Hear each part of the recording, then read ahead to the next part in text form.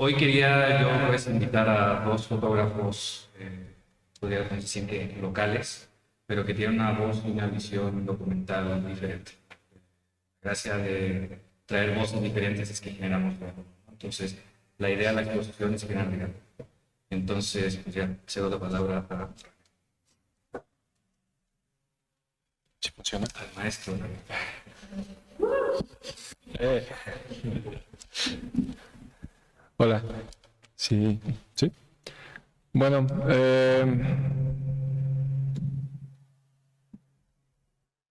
sí, ya. Bueno, eh, a mí me gustaría comenzar esta plática definiendo un poco lo que para mí es documentar. Nos presentaron como fotógrafos documentales y creo que eso es algo en lo que habría que adentrarnos un poquito más. Documentar es hacer un registro objetivo, fidedigno y susceptible de ser usado para probar algo. La objetividad, que es parte fundamental de la documentación, tiene que ver con la independencia de la propia manera de pensar o de sentir de quien documenta.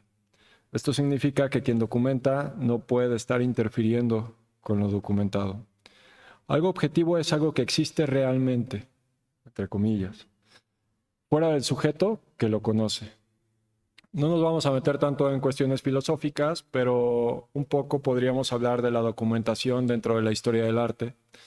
Y podríamos decir que al principio la forma de documentar era el dibujo, la pintura, las narraciones. Después aparece la fotografía y entonces los pintores se sienten liberados de esto y surgen todos los sismos, ¿no? Y cada uno de las reglas de esta documentación y cada una de las reglas para crear esta objetividad se va rompiendo y surge el fauvismo y cambian los colores y el futurismo y el expresionismo y el impresionismo y entonces los pintores se dan vuelo, ¿no? Y ahora toda la carga de la documentación cae en la fotografía y en los fotógrafos. Después el video toma fuerza y los fotógrafos podemos empezar a experimentar con nuestro medio. Después dudamos del video y aparecen las transmisiones en vivo, ¿no? Y hay gente que documenta a través de transmisiones en vivo, como Media Ninja en Brasil o algunos otros colectivos. Y después llega la inteligencia artificial, ¿no? Y ahora ya dudamos de todo. Y de alguna manera queremos estar en contacto con una realidad objetiva, pero es un contacto indirecto. Queremos saber lo que pasa en Irán sin estar en Irán, sin conocer el contexto cultural, temporal, geográfico. Queremos crearnos una opinión a través de lo que sabemos gracias a la prensa occidental. Nos creemos esa opinión y defendemos nuestra propia postura pensando que estamos siendo objetivos. Entonces, ¿qué sentido tiene documentar, no? Si todo es tan relativo. A través de documentos fidedignos, era una plática que tenía con Andrew hace rato, a través de estos documentos fidedignos se crea historia, ¿no? Estos documentos que pueden probar algo, estos documentos que de cierta forma buscan la objetividad. Pero a través de los testimonios se puede crear la memoria. Los testimonios tal vez son subjetivos, pero toman en cuenta el contexto y pueden ser empleados para probar que una persona en un momento específico pensó o sintió o interpretó la realidad como la interpretó. Para mi gusto no tiene menor validez el hecho de que sea subjetivo en vez de ser objetivo. Al contrario, tiene mayor validez, tiene mayor riqueza y podemos ir creando memoria en vez de ir creando historia. Esta podría ser parte de una declaración de artista o de una declaración de documentador. Pero bueno, sin ganas de aburrir con palabras, podemos pasar a unos proyectos que les quiero mostrar, tomando en cuenta que a mí lo que más me interesa en vez de documentar es crear una especie de memoria. Me interesa mi subjetividad, me interesa la subjetividad de lo que estoy investigando y me asumo como me exijo trabajar desde el entusiasmo, desde el interés auténtico, desde mi idea de originalidad, que es aceptar que soy el origen, el filtro, el condensador y el comunicador de mi proyecto y por lo tanto entiendo que mis proyectos son lo más subjetivos posibles y que probablemente no están documentando, ¿no? Entonces, les quiero mostrar dos proyectos. El primer proyecto se llama Nuevos Reinos, que es lo que ya empezamos a ver. Es un proyecto que hice por todo México. Me gusta salir a la calle a tomar fotografías. En este proyecto trabajé en la calle, en el otro proyecto documenté desde mi casa, desde el archivo y desde algunas otras cosas que les voy a mostrar. Entonces, fue un proyecto en el cual lo que me interesa es encontrar el significado que tiene el castillo para la sociedad mexicana contemporánea. El castillo era una construcción bélica de carácter defensivo que fue utilizado tuvo su auge en la época medieval, en algunos momentos surgió o fungió de residencia para la nobleza y después quedó obsoleto con la caída del feudalismo, pero también quedó obsoleto por los cañones, ¿no? O sea, si el cañón mejora, pues el cañón tira una barda, pero sin ningún problema. Entonces los castillos ya no eran necesarios. Pero ¿qué pasa en México? Y en gran parte de Latinoamérica, pero en este caso en México. Siguen apareciendo un chorro de castillos. Entonces a mí me interesa saber por qué siguen apareciendo estos castillos. Y viajando de norte a sur en México, a lo largo de más de 6 años, fui encontrando estos espacios, fui encontrando estas construcciones y fui también encontrando estos testimonios que me dan una noción de qué está significando el castillo y por qué la gente sigue construyéndolos. Lo que vieron antes es el testimonio de la persona que decidió construir este castillo y esa fue la razón por la cual construyó este castillo. Yo empecé este proyecto haciendo una especie como de tipologías de los castillos, pero me di cuenta que no era suficiente. Estas tipologías, esta aproximación fría, esta toma de las fachadas de los castillos, de repente se quedaba un poco corta con lo que yo realmente quería lograr con este proyecto, que era encontrar el significado del castillo. ¿Por qué? ¿No? Entonces dije, no, pues ¿sabes qué? Lo que tienes que hacer es comenzar a tocar en las casas o en los castillos y pedir que te contesten algunas preguntas, pedir que te dejen entrar y todo. Este proyecto surgió en uno de los momentos más complicados de la seguridad en México, entonces dije, pues bueno, eso claramente no va a suceder, pero pues no pierdo nada con intentarlo. Entonces, ¿qué hice? Me hice unas tarjetas de presentación que decían René Torres, fotógrafo de castillos, neta, y que de hecho ahora pensándolo bien debería de imprimir una y ponerla en el libro o y no lo he hecho, qué pendeja. Sí. Y entonces llegaba y tocaba en el castillo y me abrían y decía, hola, soy René Torres, soy fotógrafo de castillos, tu castillo está increíble y me encantaría documentarlo.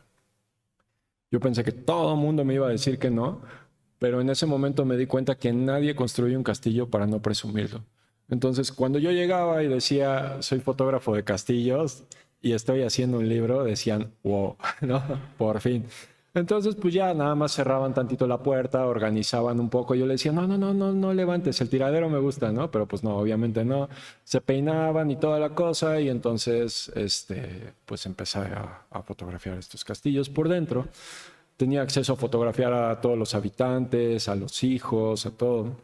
Yo al principio pensé que había poquitos castillos, después me empecé a dar el lujo de rechazar castillos, o sea, ya no encontré más de 350, 400 castillos y no los visité todos.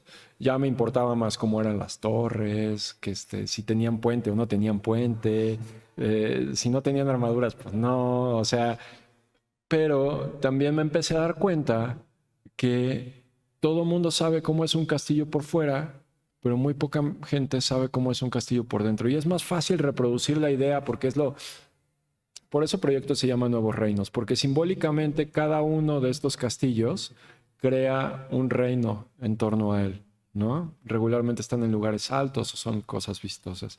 Y hay un sincretismo impresionante, como pueden ver, por ejemplo, en esta foto, ¿no? Esto es desde la torre, donde hay una cabeza olmeca, pero es la torre de un castillo.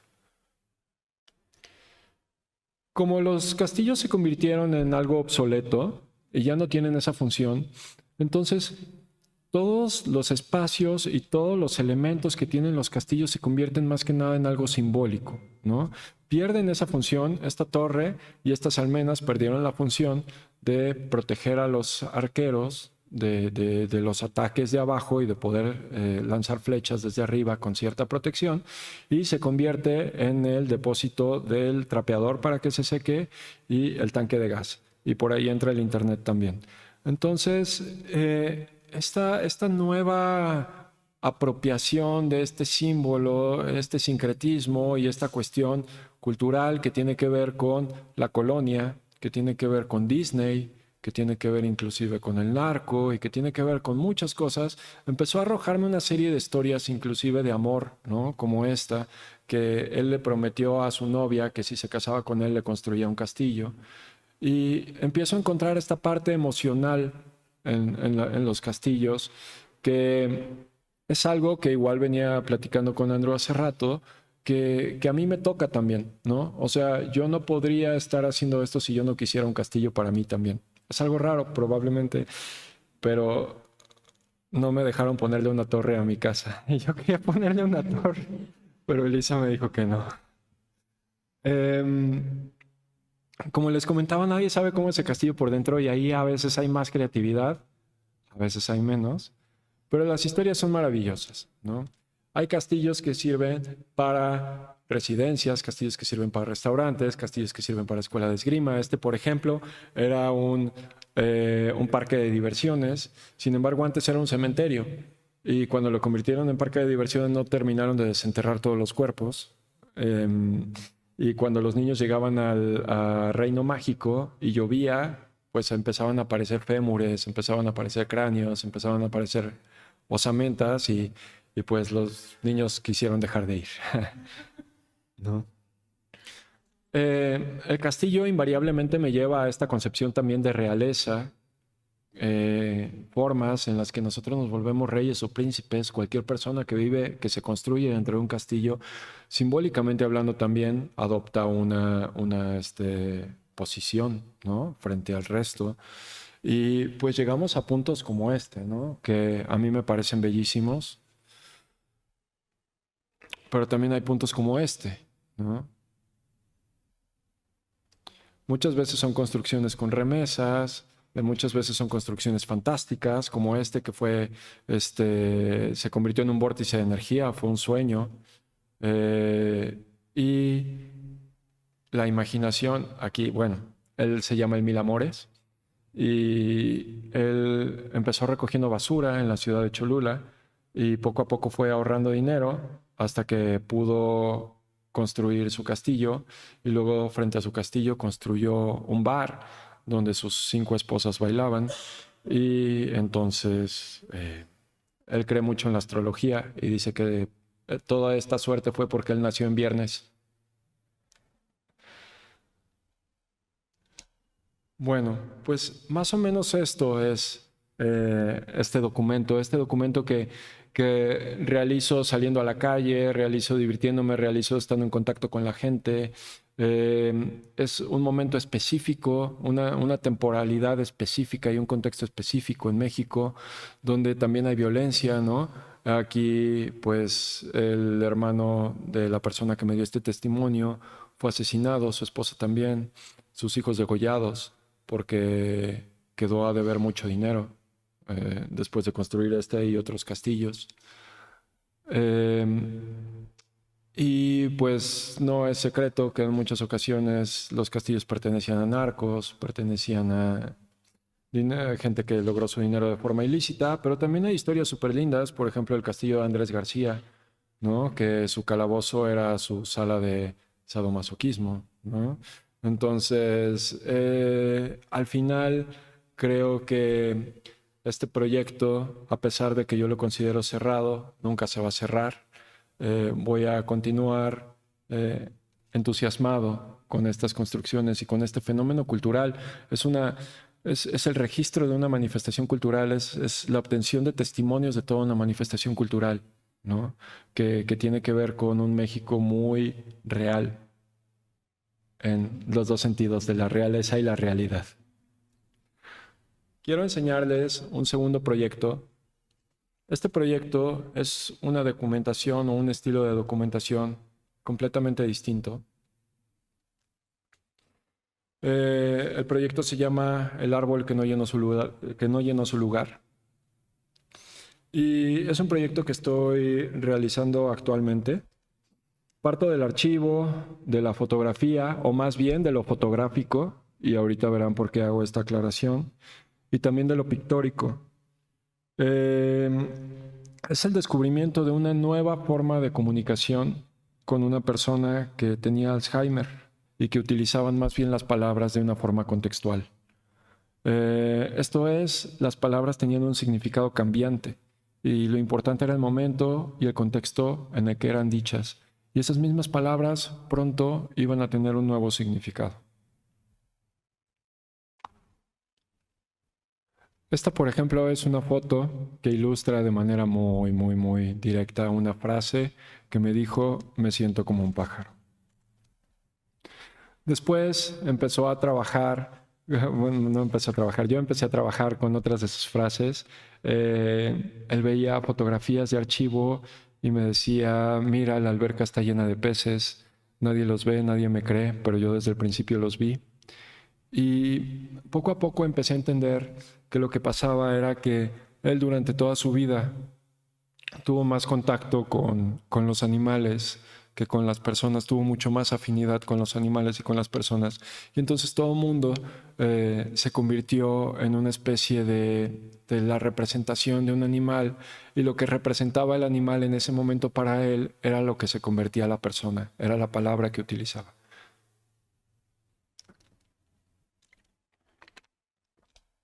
Y fue un momento muy lindo poder encontrar este nuevo tipo de comunicación, este nuevo tipo de diálogo. Pero una vez intentando salir de la representación inmediata, de la representación fácil, me di cuenta que el Alzheimer me enseñó que ninguna verdad es eterna, que todo, incluyendo los significados de las palabras, puede cambiar, y que las vivencias son como las interpretamos en el momento en que las recordamos. Que también esto tiene mucho que ver con la memoria. A lo largo de la vida podemos recordar el mismo hecho de diferentes maneras. Pude presenciar cómo a través de múltiples reconstrucciones de los recuerdos, el mundo que conocemos, incluyendo nuestra casa, nuestra familia y hasta nosotros mismos, podemos transformarnos en algo desconocido. Entonces empezó a surgir una serie de preguntas para mí. ¿Cómo yo podría generar, o cómo una pieza inmutable puede hablar sobre una situación que continúa viva, ¿no? ¿Cómo una pieza final, una pieza que no va a cambiar, puede hablar sobre una situación que continúa cambiando?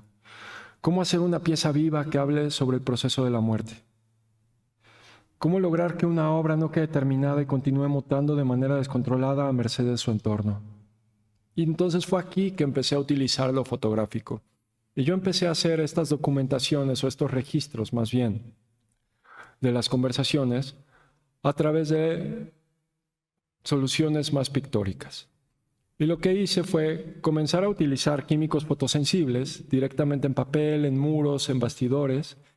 Y de estos químicos fotosensibles que representan que hablan sobre esta comunicación y sobre esta plática, sobre este diálogo, yo estabilizaba algunas partes y otras partes permitía que siguieran cambiando y cambiando y cambiando y mutando y mutando y mutando hasta que solo se agotaran. Entonces, yo obtenía estas piezas vivas que hablaban de un proceso vivo y que hacían una analogía de los significados de las palabras dentro de una plática, ¿no? Esta es una plática sobre la elección de los caminos, sobre el futuro. Y esas palabras que componían esa plática continúan cambiando, mas su estructura no. Y es una de las formas que logré de yo poder justamente contestarme estas preguntas. Seguramente habrá otras, es un proyecto que está comenzando, que eran: ¿cómo una pieza inmutable puede hablar de una situación que continúa viva? Ya no. Porque es una pieza viva que habla sobre una situación que continúa viva, pero una pieza viva que habla sobre el proceso de la muerte. La misma pieza morirá, la misma pieza se estabilizará, y esta obra no queda terminada y continúa mutando de forma descontrolada a merced de su entorno, tal y como eran las palabras. Esto lo utilicé sobre muro, estoy experimentando con estos químicos y estoy teniendo una riqueza impresionante de colores, de reacciones, de formas, de texturas, de todo. Y me lleva a generar otro tipo de piezas donde involucro la fotografía de archivo y la mezclo con este tipo de técnicas y genero, por ejemplo, esta es una pieza, es la última que les voy a mostrar, la pieza de una marina que hace una analogía de los objetos que son legados de generación en generación junto con los afectos que son legados de generación en generación. Padres a hijos, abuelos a padres, no legan solamente los objetos, no legan solamente el arte, no legan solamente la marina, no legan solamente la carpetita, no legan solamente eso. Eso viene, yo generé esta analogía entre esos legados y secretos, violencias, legados lindos y todos los afectos que se van haciendo. Entonces esta pieza se llama La Marina que se desborda. Y es una pieza que hice con una fotografía de una marina idéntica a la que mis abuelos le regalaron a mis papás y que siempre estuvo en la sala y que al final, por una fortuna, encontré un cuadro igualito, que es este, en la taquería que estaba junto a casa de Leti, una amiga en la Ciudad de México. Y dije, esto tiene que suceder. Entonces, esta marina se desborda y esta marina ahogó en algún momento a una familia, en algún otro momento no, y ahora no sabemos qué está sucediendo con ella. Pero la cianotipia sobre muro es una pócima de secreto, ¿no? Que con el paso del tiempo, con la afectación de la luz y con todo esto, en vez de borrarse, cada vez se vuelve más fuerte. Ese recuerdo que en algún momento fue enterrado, cada vez germina de una forma más intensa. Y listo. Esos eran los dos proyectos que les quería presentar. Y bueno, también pasé por lugares bastante diferentes, ¿no? Como Cancún y la selva de Chiapas, pues tiene un contraste bastante fuerte. Y esto es lo que me interesaba capturar, este contraste que hay en un mismo territorio.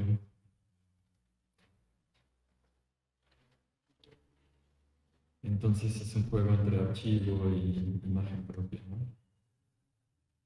Y bueno, también material de La Lagunilla, postales que me voy encontrando, ¿no? Si voy muy rápido me dicen.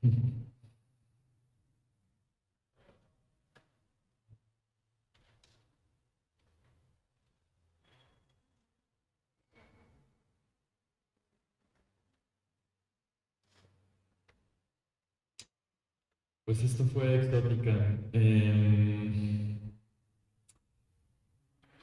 Posterior a este trabajo, me surge la oportunidad de cambiar de país y vivir en Ecuador.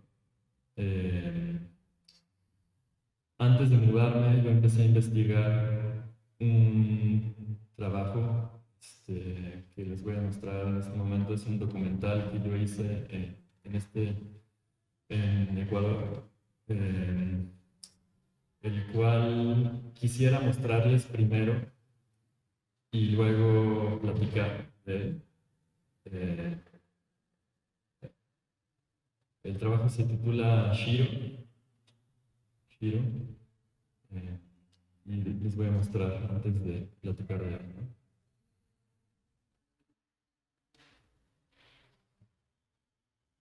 Les recuerdo, esto es en los Andes, ¿no?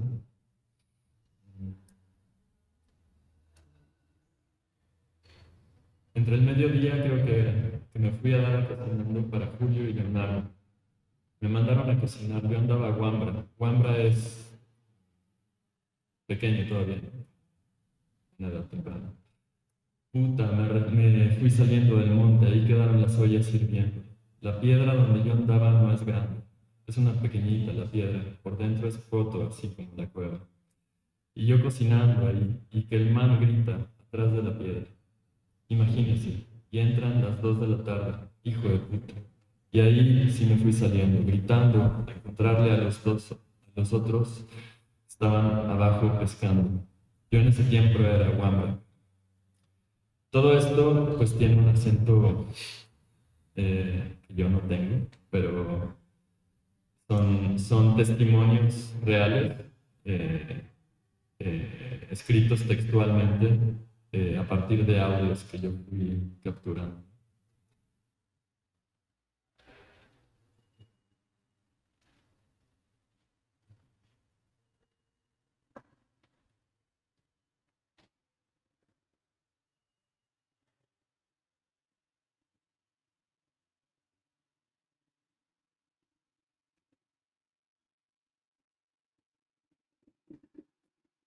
Voy a leer uno más. Es como un hombre solo que es blanco y es negro. Es negro solo que en las puntas como que quiere ser cafecito. Y andaba por las montañas. En cambio ahora como ya talaron todo eso, dicen que él comía raíces, platanillos, los cogollos, los platanillos, de los platanillos. Pero créase que yo solo vi que pasó el animal, son años. Yo me asusté cuando lo vi, el hijo de madre. Se suponía que era un gorila, dije. Cuando le digo a mi abuelo le digo, un hombre grandote y lanudo pasó por allí. Ah, dice, ese es Chiro, me dijo. Podría cogerte esa garra. Para aclarar las cosas aquí. Este,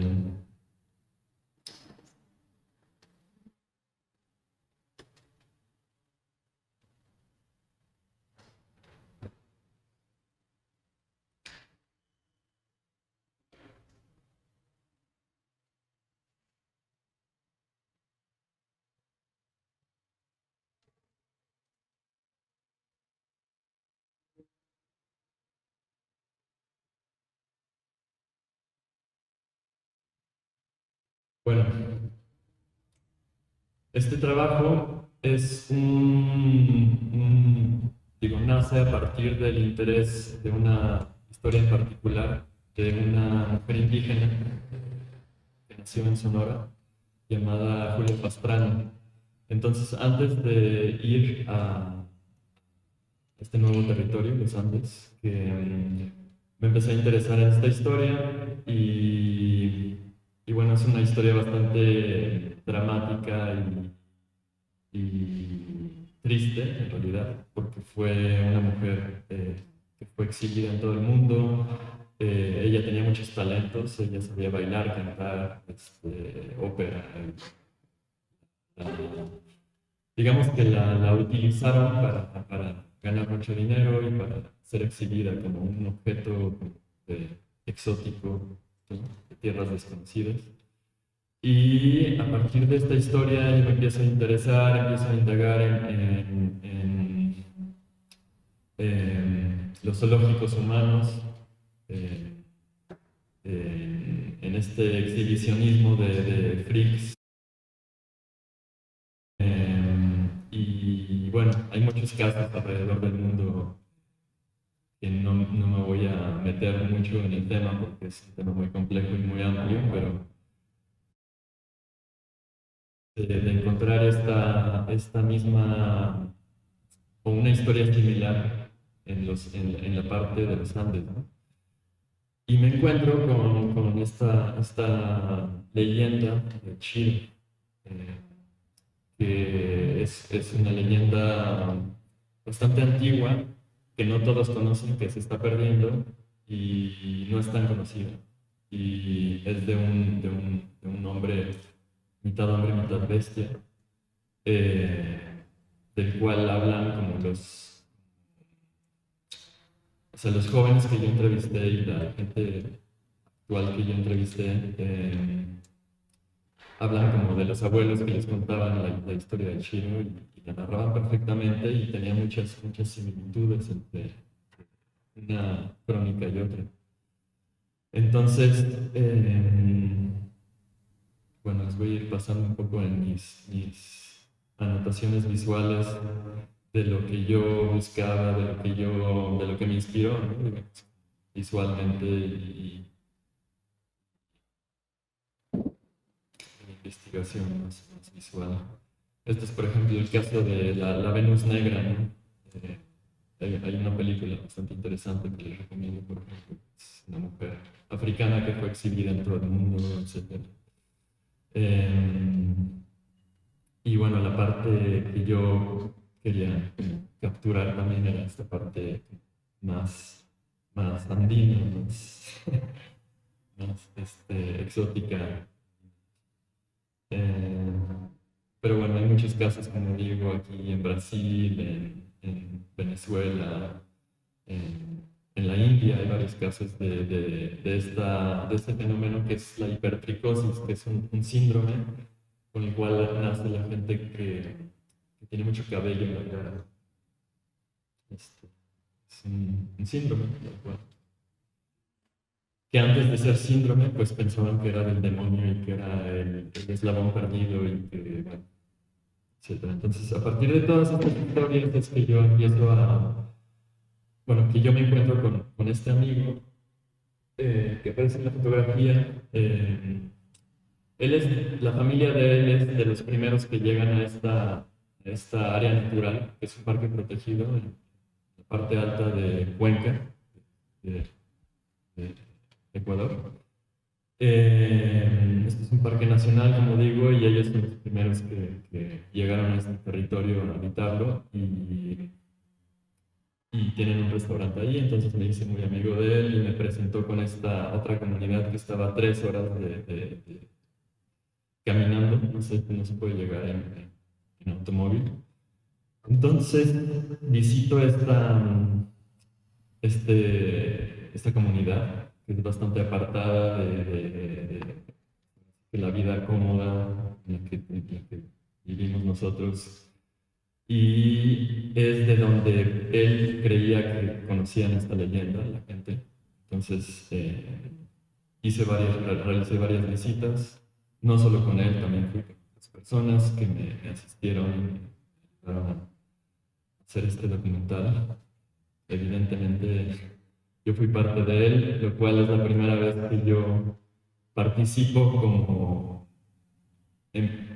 o sea, es de una manera que yo nunca había fotografiado, que es yo mismo salir en las fotografías, y lo cual fue bastante exigente y complicado, como pueden imaginarse.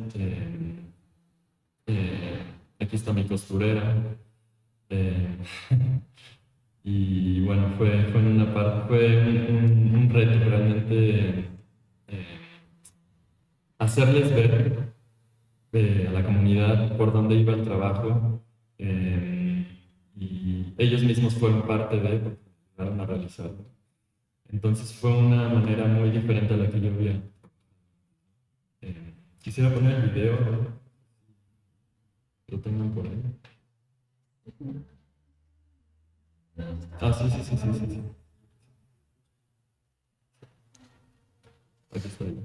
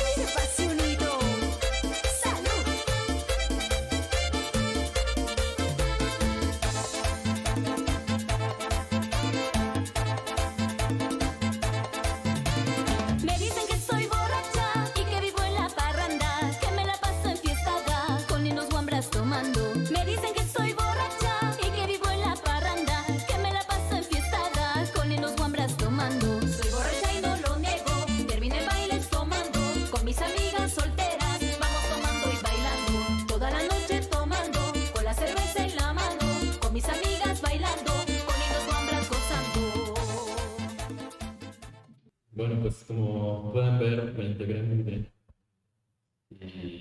Y y hubo realmente un aprecio, creo, también por parte de la comunidad, lo cual no fue fácil porque digamos que están bastante aislados.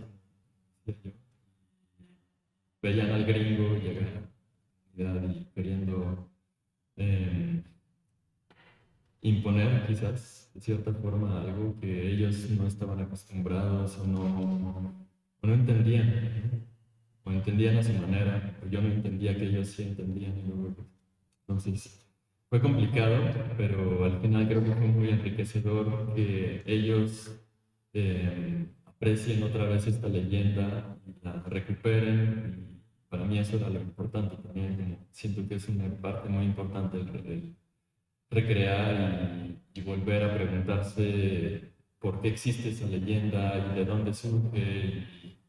Y creo que para mí eso fue lo más enriquecedor. Y también el trabajar de una manera muy distinta a la que yo había trabajado. Sí, el recrear una leyenda, ¿no? ¿Cómo la vas a recrear? Eso. Básicamente, eso es lo que les vengo a presentar y no sé si tenemos preguntas.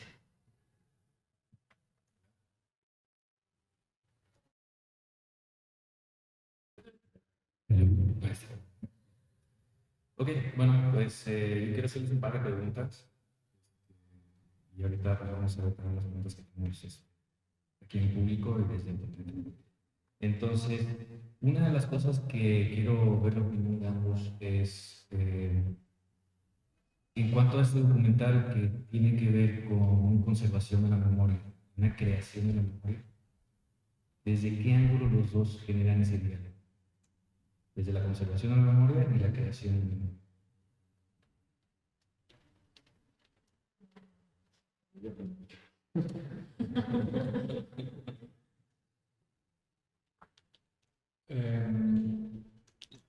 Como decía en mi presentación, yo creo que cada vez que recordamos estamos recreando, ¿no? Entonces la memoria es una cuestión dinámica, no me parece una cuestión inerte, ¿no? Me parece algo que constantemente se va renovando y hay estudios inclusive que lo dicen, ¿no? Pero yo creo que como recordamos ahora no es como vamos a recordar mañana y tampoco es como recordamos ayer. Y creo que en los tres momentos estamos creando memoria y las tres pueden ser valiosas. Entonces, no sé si contesta directamente tu pregunta, pero creo que vale la pena preservarla, pero al mismo tiempo, por su mismo dinamismo, se está creando todo el tiempo. pues justamente creo que de lo que hablaba hace un momento, para mí es importante que siga mutando, justo, deviniendo en sí, nuevas propuestas, que siga generando curiosidad y interés por recrear y volviéndose recreado y como, porque si no se muere, siento yo, se queda, se estanca, se pierde, se vuelve algo muy aburrido. Se tiene que adaptar a nuevos contextos, ¿no? Se tiene que adaptar a nuevas formas de ver. O sea, estoy seguro que durante la colonia se veía de una forma distinta a como se ve ahora, ¿no? Entonces, una historia que se contaba durante la colonia tiene que tener forzosamente una nueva interpretación. Es un problema cuando interpretamos las cosas de forma completamente literal, sin contextualizarlas, ¿no? Y sin encontrar desde dónde es, desde dónde se está hablando. Entonces, ¿Cuál es la diferencia para ustedes entre un proyecto concluido y uno que va a ser permanentemente inconcluso? el libro, una vez que lo haces libro ya está concluido, ¿no? No, yo creo que un proyecto inconcluso y un proyecto permanentemente inconcluso y un proyecto concluido, yo creo que tiene que ver con el interés en seguir trabajando en él o no, y si todavía te entusiasma o ya no te entusiasma. Eh, los proyectos tienen muchas fases, ¿no? Pero hay una parte en la que tú dices, bueno, ya tengo un buen proyecto, o ya tengo un proyecto, pero todavía es malo. Ahora me toca mejorarlo. Ahora ya tengo un buen proyecto, pero podría todavía dar para mucho más. Y si el entusiasmo todavía sigue, pues continúas. Y continúas hasta que el entusiasmo se acabe. O sea, se me hace como autocensura terminar un proyecto nada más porque dijiste que ya lo habías terminado. Pero si ya no hay entusiasmo y ya no hay ganas de seguir trabajando en él y sientes que es un proyecto redondo en donde ya dijiste todo lo que tenías que decir, puedes dar carpetas. Yo. O sea, yo siento que es muy importante el hecho de darle un fin eh, y darle una salida. A mí sí me hace algo sano también. Me hace algo personalmente sano el hecho de darle fin y el mostrarlo y el escuchar una retroalimentación y seguir enriqueciéndolo de otras maneras, tal vez, o ligarlo a un próximo proyecto que hable, que tenga algo de ese otro proyecto. eh, y sigo, y para mí es complicado, por ejemplo, admiro mucho el trabajo de René en ese aspecto de que siempre intenta darle otras maneras de, otras fórmulas, utiliza otras fórmulas y se juega mucho en el aspecto de que voy a probar a pintura una pared y ver qué pasa cuando le proyectas luz, ¿no? Y sí, y es algo en lo que yo siento que no, quizás no tengo tanto juego, pero sí, no sé si te respondo un poco. Sí. ¿Por qué acompañan sus proyectos fotográficos? Ya sea propio o... Pues a mí se me hizo interesante justo probar nuevas formas, nuevas herramientas. Siempre intento meter algo diferente también. El texto, para mí, yo soy una persona mucho más visual, entonces también fue algo más, fue un reto. Eh, pero se me hizo muy interesante el jugar con imágenes textuales y romper con una imagen visual y viceversa. Siento que funciona muy bien. Yo la verdad creo que los proyectos no son solo míos. O sea, el proyecto sí podría ser un testimonio de mi parte, pero mi testimonio está compuesto de muchos testimonios y siento que esos testimonios al final merecen cierto respeto y me gusta realmente darle su lugar, ¿no? O sea, los otros textos bueno, bien, los textos que acompañan mis proyectos es una cuestión tal vez interdisciplinaria, ¿no? O multi. O sea, no me interesa tampoco que sean solamente imágenes y al final terminar quitándoles lugar o borrando los testimonios de las otras personas o de las personas que participan en el proyecto. Cuando ustedes empiezan sus proyectos, veo que tienen una lista de cuestionamientos que los está impulsando para seguir explorando. ¿De dónde surgen estos? Pues es muy, muy diferente. Para mí puede surgir desde una parte de una película que de repente me llama la atención, noticias, intento como empaparme de muchas partes también, leyendo, y automáticamente creo que se ha ido generando un hilo conductor que hasta ahora me doy cuenta que tiene como una conexión con proyecto con proyecto. Y pues es un interés genuino, porque realmente no es algo que yo piense demasiado en ese aspecto de intentar o de encajar un proyecto con otro, pero es muy diverso y cambia mucho. No tengo algo en específico. Yo creo que la gente que produce arte tiene una manera distinta de ver. Y con ver me refiero a inclusive vivir, ¿no? O de absorber o de percibir. Em, Nosotros, o al menos yo, me siento como una especie de filtro, condensador, comunicador.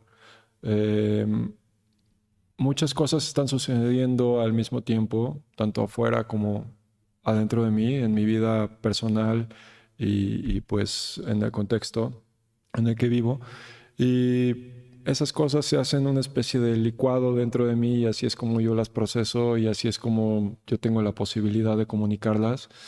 Pero todas estas dudas surgen justo de mis propias incertidumbres, ¿no? O sea, eh, yo no puedo separar algo que me entusiasma tanto y que le dedico gran parte de mi vida, como es la producción artística, de mi propia vida.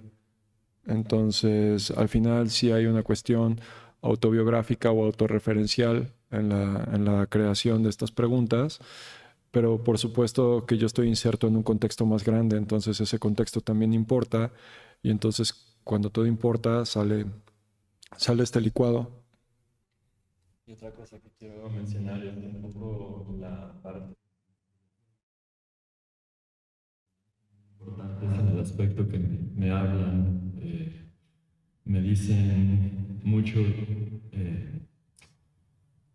me hablan mucho de mí, obviamente, pero de un pasado que tal vez estamos hechos de un pasado que no conocemos, creo yo, y que para mí es importante poner atención en estos sueños para tal vez transmitirlo en la fotografía y la fotografía vuelve a meterse en mis sueños y es como un diálogo, sí, mis sueños.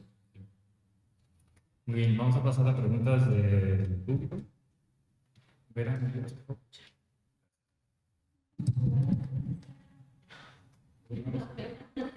¿Quién tiene preguntas?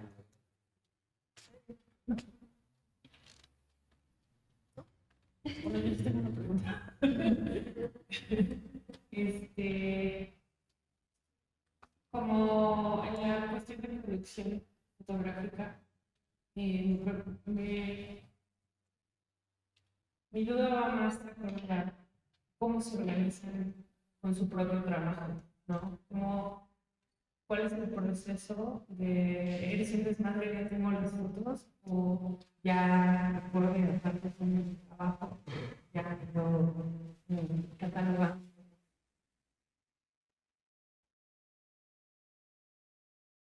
Me gustaría saber un poco cómo es que tanto lo guardan como hacen data, como lo ven ustedes.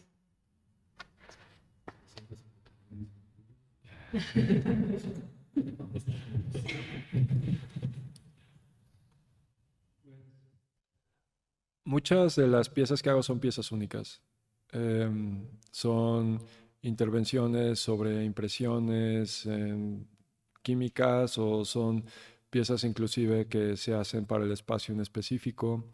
Em, entonces, realmente no tengo tanto problema con almacenar porque el almacenamiento virtual sobre todo, pero el almacenamiento físico es imposible, o sea, no hay bodega que alcance. Entonces, pues, tengo bodega. Eh, pero para el almacenamiento virtual, pues lo que hago es, sí, guardo por carpetas, ¿no? Por cada proyecto. Guardo las imágenes editadas, guardo los negativos, em, los tengo por duplicado, o sea, tengo discos redundantes, porque tengo varios colegas que se meten a su casa o se les echa a perder el disco duro y de un día para otro dejan de ser artistas, ¿no? Pierden todo es horrible.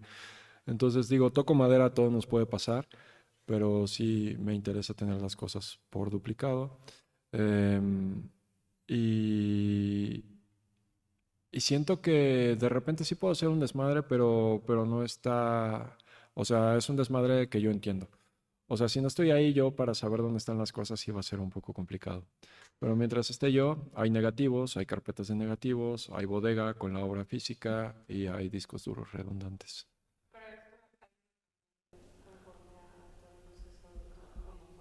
Bueno, lo que pasa es que yo empecé a hacer fotografía cuando no existían cámaras digitales.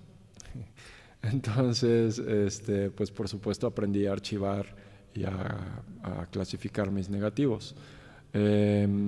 Después, cuando llegó lo digital, pues nunca estamos preparados para generar tanta cantidad de imágenes, disparos y muchas veces basura, ¿no? Entonces viene ahí el problema de borro o no borro. Y al principio empezaba a borrar y después decía, híjole, es que creo que la buena fue la que borré, ¿no?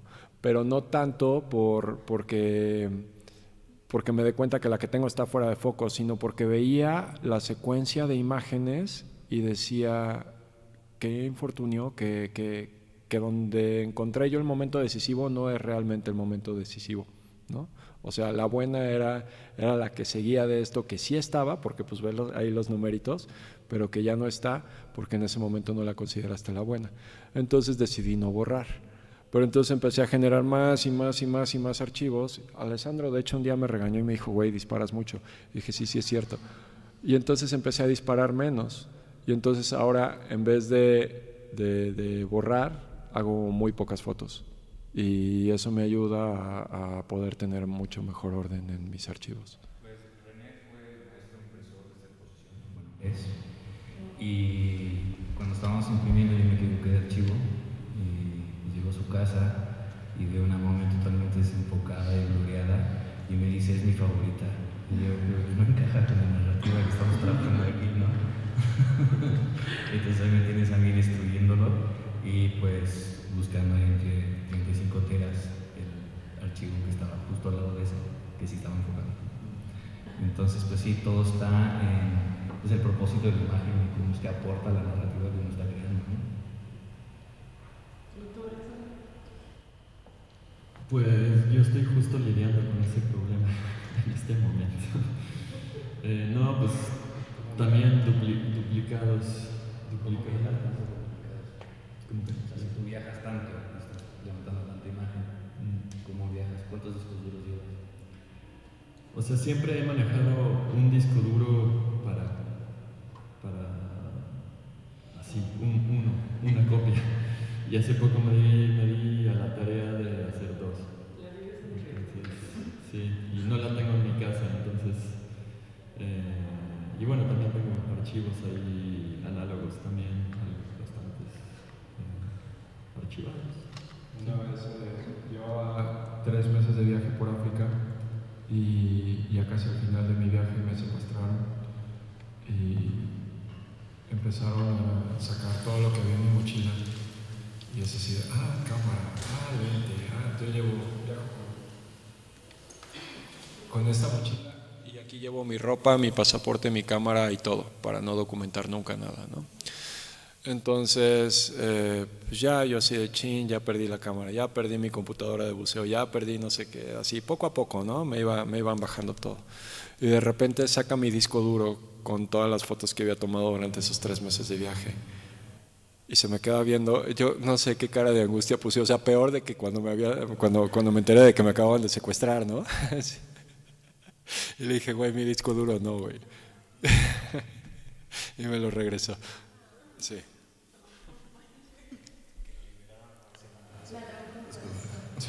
Me dejaron sin dinero, sin tarjetas, todas las tarjetas bloqueadas, todo así, todo jodido.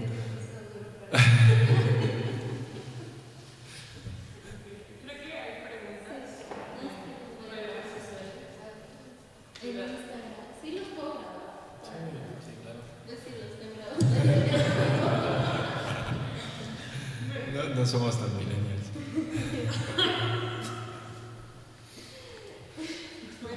Aquí hay una pregunta que dice, cada que salen a campo, ¿cuál es su kit técnico que llevan con ustedes, cámara, lentes, etcétera.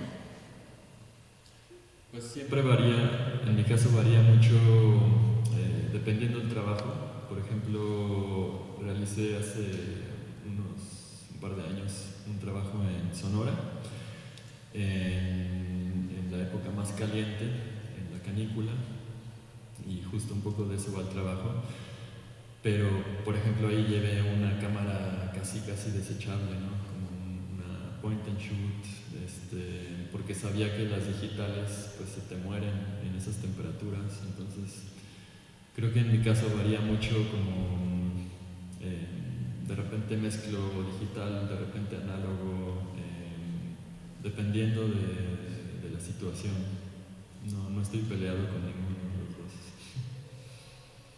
Yo cuando salgo es muy básico. Llevo un cuerpo de cámara reflex y un 28 milímetros fijo, y es lo único.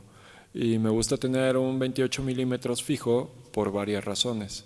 La primera es que ya sé cómo voy a ver, ¿no? A través de la cámara. O sea, no hay muchas posibilidades de reencuadre, ya sé, ya lo tengo en mi mente, ya mi cerebro ve como 28 milímetros. La segunda es que yo siento que si salgo a la calle y no interactúo con la gente y traigo un 300 y les tomo fotos desde lejecitos, al final eso se siente en el trabajo.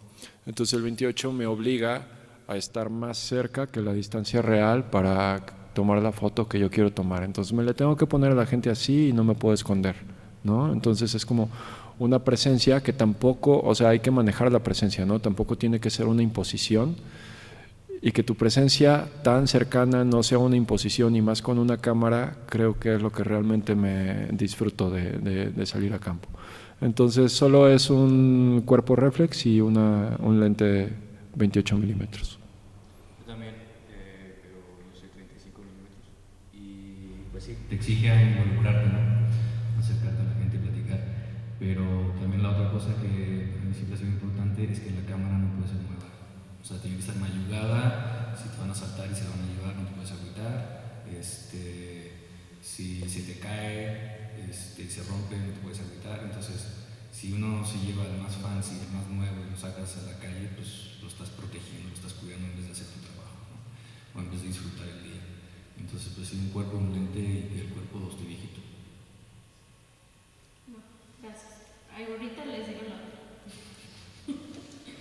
Aquí ya tenemos una pregunta.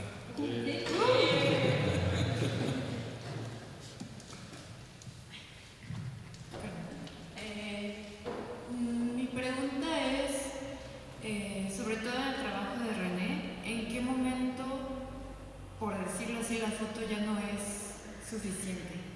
Por las intervenciones plásticas que tienes también dentro de las mismas fotos o incluso ya en la instalación. ¿En qué momento decides como, tengo la foto, pero ya brinco también a estas otras como disciplinas? Yo la fotografía la veo como un soporte y como mi medio principal. Yo soy fotógrafo porque cuando me corrieron de la prepa, en el radio había un anuncio de una escuela de fotografía. Y me dijeron mis papás que no me querían tener de flojo, que o trabajaba o estudiaba. Entonces dije, quiero estudiar fotografía. Pero si hubiera sido un anuncio de una escuela de pintura, probablemente hubiera sido pintor. O escultura, hubiera sido escultor. Al final yo creo que el medio y el soporte tiene que estar directamente relacionado con el proyecto.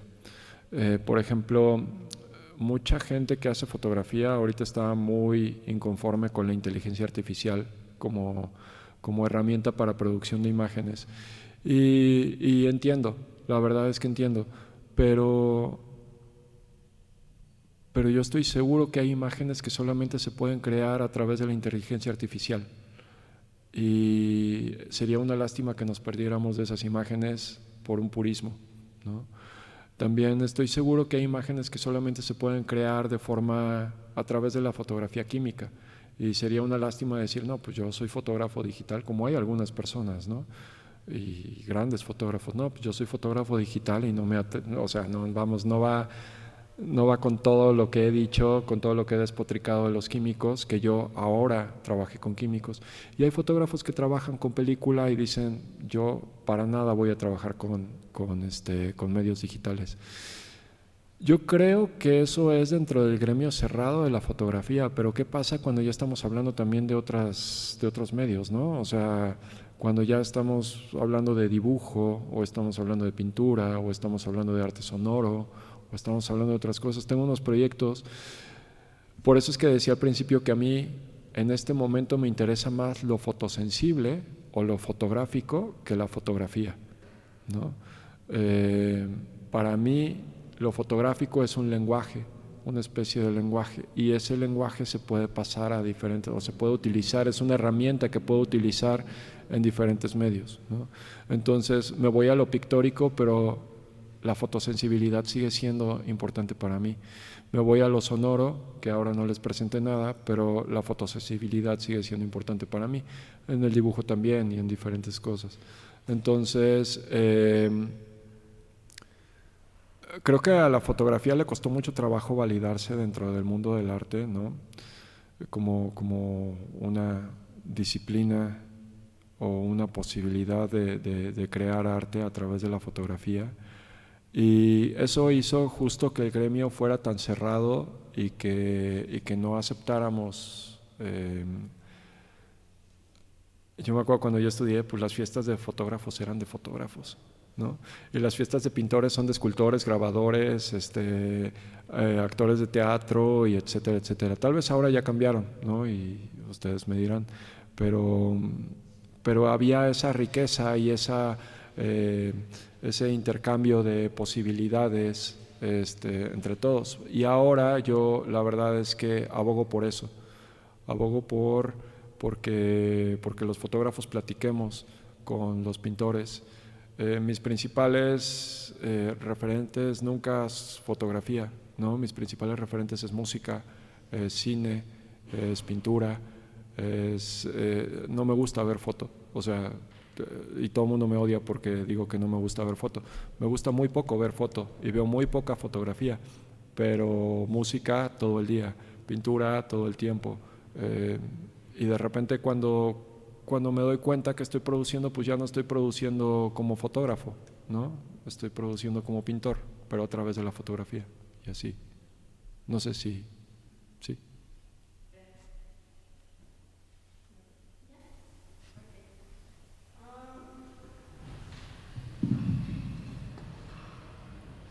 Aquí dice, ¿qué les motiva de documentar historias de otras personas? Morbo.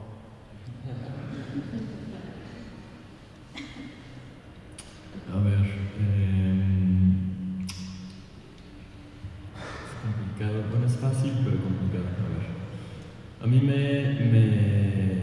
llama, hay algo en mí que es bastante retraído. Siempre he sido una persona retraída, pero siempre he encontrado una fascinación por esa otra vida que no conozco y que siento que me enriquece mucho, me podría enriquecer mucho. O sea, el conocer a personas en general, yo estoy tomando la fotografía como el pretexto para conocer a esta persona, ¿no? Se ha dicho mucho esto, pero es real para mí, es como este acercamiento genuino que me permite crecer como persona, que me permite conocerme a mí mismo, que me enriquece, es eso. No sé. A mí mi vida me encanta y mi realidad me encanta, pero odiaría saber que mi realidad es la única realidad, ¿no? Y que mi interpretación de la realidad es la única interpretación de la realidad que existe. Y no puedo saber cómo los demás observan y cómo los demás entienden lo que yo entiendo si no les pregunto, ¿no? Si no me acerco. Y una vez más, pues mi medio en muchas ocasiones es la foto. Pero es tan rico, ¿no? Salirte de ti mismo y entender la vida el super cliché, ¿no? De que en algunos lenguajes o en algunos idiomas del norte pero muy, muy norte de América, existen 10 palabras para decir hielo, ¿no? O para decir nieve. Ellos están viendo la vida desde un lugar completamente distinto a como nosotros lo estamos viendo. Y si alguien no hubiera llegado y les hubiera preguntado cómo llaman al hielo de 10 formas distintas, nadie lo sabría. Pero el hecho de saberlo es enriquecedor. Hay un fotógrafo que a mí me encanta, es un gran amigo mío, se llama Baldomero Robles. Él es un fotógrafo indígena, él es zapoteco, y trabaja en la sierra y obviamente habla su lengua madre es el zapoteco, y él, gran parte de su obra, o una de las partes de su obra que más me gusta, es él crea imágenes para traducir palabras del zapoteco que no tienen traducción al español. Entonces las palabras zapotecas que no tienen traducción al español las ves en sus fotos y es maravilloso. O sea, para mí es, una vez más, es como llenarme de esta riqueza de posibilidades de ver el mundo y no limitarme a la mía.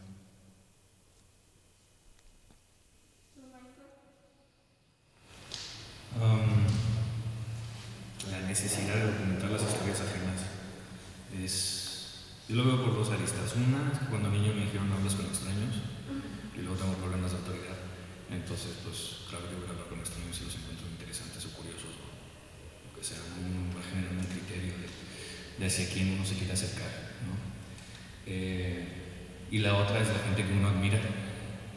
Entonces, tú puedes admirar a tu vecina porque, pues, no sé, es una excelente persona y pues que eventualmente te logre invitar a la intimidad de su hogar para retratarla haciendo su cotidianidad. Eso para un documentalista es como oro puro, ¿no? Aunque a nadie le interesa la historia de esa persona. O sea, nosotros sí, entonces es un lenguaje que nosotros estamos celebrando. Entonces, a quien retrates, tú lo estás enalteciendo. O sea, tú lo estás poniendo en un lugar de, miren, presten atención, observen a esta persona, ¿no? Esta persona tiene algo que aportar. Entonces ahí es donde tenemos que ser bien selectivos hacia quién apuntamos la cámara. Justo. Se acabó la historia. Bueno. Queda una pregunta más. Aquí. Queda una más y. Okay. ¿Verdad? Va.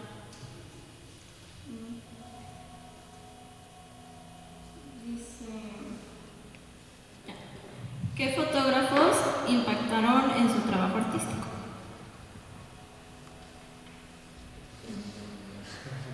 Pues ahorita estamos súper saturados, ¿no? O sea, al final del día, pues somos lo que consumimos y actuamos visceralmente sobre nuestras acciones fotográficas. Entonces, si tú consumes mucha violencia en internet o mucha pornografía en internet, eventualmente se va a manifestar en tu obra. Entonces, sí, también hay que ser selectivos hacia quién consumimos para ver cómo nos va a afectar a la hora de nuestro trabajo final, ¿no? Entonces, en ese sentido, pues hay ciertas personas que pues, yo tengo que revisitar, volviendo a leer sus libros, volviendo a ver sus portafolios. Entonces, por ejemplo, para mí, Sally Mann es, por ejemplo, alguien al cual tengo que regresar siempre para refrescar la memoria y como descontaminarme, ¿no? de tanto internet.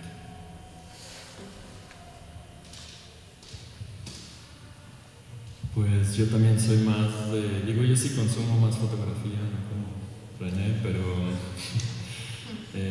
intento también empapar. Bueno, el cine es algo que yo consumo con bastante entusiasmo. Creo que uno de los mayores referentes, por ejemplo, del cine que habla mucho de la manera en la que yo trabajo, en el sentido de viajar y trabajar viajando y así, es Wim Wenders. Y me identifico mucho también en la estética de él. Hay muchos referentes, pero creo que él es así una guía que me marca mucho, ¿no?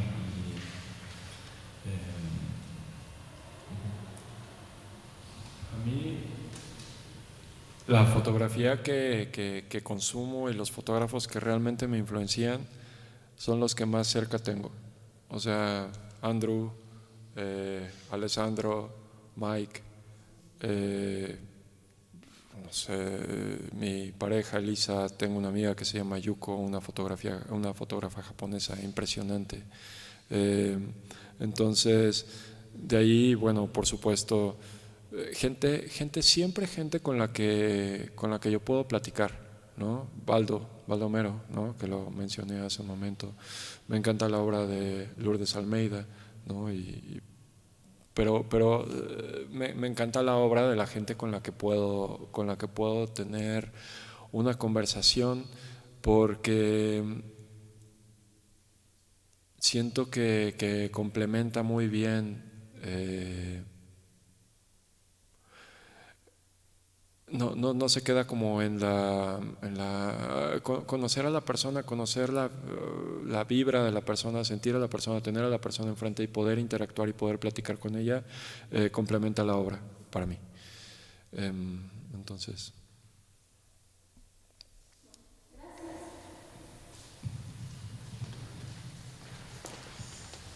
Muy bien, pues muchas gracias a los tres, sobre todo René y Alessandro, por venir, hacer esta plática, decir que sí a estas jornadas académicas sobre la muerte.